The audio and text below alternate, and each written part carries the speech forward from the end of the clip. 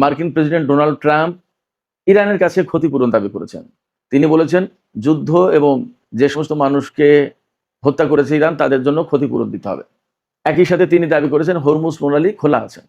এদিকে মার্কিন president Donald Trump যখন দাবি করছেন যে হরমুজ প্রণালী খোলা আছে এবং ইরানকে ক্ষতিপূরণ দিতে হবে, তখন মার্কিন সিনেটের বিরোধী দলীয় নেতা চাক শুমার তিনি বলেছেন, ডোনাল্ড ট্রাম্প যে যুদ্ধ শুরু করেছে সেই যুদ্ধ হচ্ছে অবৈধ যুদ্ধ এবং অনুমোদনহীন যুদ্ধ।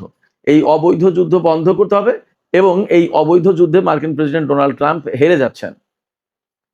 তিনি ডোনাল্ড ট্রাম্পকে এই যুদ্ধের জন্য আরো বেশ কিছু ব্যাপারে একেবারে সরাসরি দায়ী করেছেন। মার্কিন প্রেসিডেন্ট যখন ইরানের কাছে ক্ষতিপূরণ দাবি করছেন, তার মানে দাঁড়াচ্ছে যে হরমুজ প্রণালী খোলার ব্যাপারে আমেরিকা এবং ইরানের ভেতরে যে চুক্তির কথাবার্তা হচ্ছিল, ডোনাল্ড ট্রাম্প দাবি করছিলেন যে চুক্তি হয়ে যাচ্ছে, সেই চুক্তির সম্ভাবনা খুব ক্ষীণ হয়ে আসছে, এটা পরিষ্কার বোঝা যাচ্ছে।